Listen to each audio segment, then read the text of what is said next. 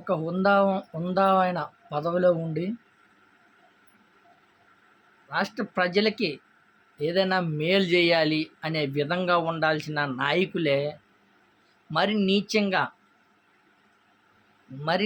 అంటే నీచంగా అని చెప్పడానికి కానీ నీచంగా ఉండే పదాలు వాడి వీళ్ళు ఎమ్మెల్యేలా లేకపోతే దేనికి పనికిరాని చవట దద్దమ్మలా అనే విధంగా తయారయ్యారనే చెప్పుకోవచ్చు. నేను ఈ మధ్య ఒక వీడియో చూసా. అయ్యన్న పాత్రుడు తెలుగుదేశం సీనియర్ నాయకుడు అనడాలనా లేకపోతే ఇంకొకటి ఏదైనా అనాలన్నా అర్థమే కాదు.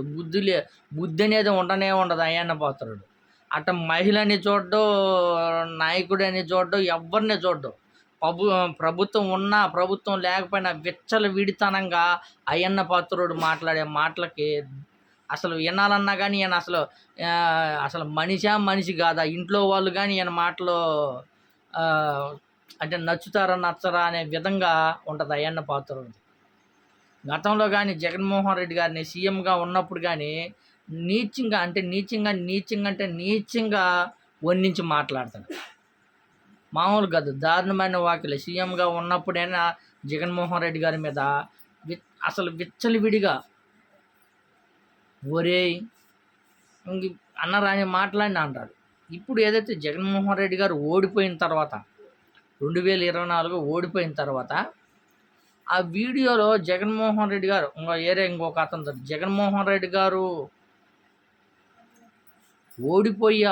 ఓడిపోయాడు కానీ సావలేదు, ఇంకా సచ్చేదాకా కొడతాము, చంపేడతాను అనే విధంగా మాట్లాడుతుండంటే అయ్యన్న పాత్రుడు అన్న మీద తింటుండా లేకపోతే ఇంకొకటి ఏదైనా తింటుండా అన్నట్టు అనిపించింది. పైపెచ్చు మళ్ళీ మన ఒక ర్యాలీలో అనుకుంటా, సభలో జనాల మధ్యలోనే వాలంటరీ వ్యవస్థని, వాలంటీర్లో పనిచేసిన వాళ్ళ గతంలో మహిళలు అయితే ఎవరైతే పనిచేసారో వాళ్ళని తోటి లా అనే మాటలతోటి మాట్లాడి మహిళల్ని ఇంకొకసారి మా ప్రభుత్వం వచ్చింది, ఎవరు వచ్చినా సరే మిమ్మల్ని వదిలిపెట్టము అని అసలు ఇష్టారతంగా తిడతాడు. తర్వాత నారా చంద్రబాబు నాయుడు గారు సైలెంట్గా ఉండమన్నా మేమైతే సైలెంట్గా ఉండము, నీ అంతు చూస్తామని బహిరంగంగానే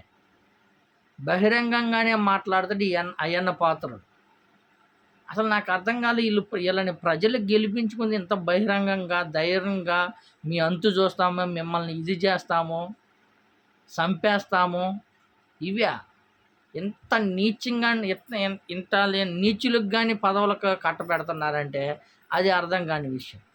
ఇంకో విషయం ఏంటంటే అసలు జగన్మోహన్ రెడ్డి గారిని అభిమానించే వాళ్ళు లక్షల్లో ఉన్నారు, కోట్లలో ఉన్నారు. జగన్మోహన్ రెడ్డి గారిని అభిమానించేవాళ్ళు వాళ్ళు ఏదో చేతగా లేదు, చేయలేరు, ఏమి భయపడతారు అనుకుంటారేమో. కానీ అయ్యన్న పాత్రుడు వాళ్ళు ఒకసారి తిరగబడ్డారనుకో ఇంకా దేనికి పనికిరాడు అయ్యన్న పాత్రుడు.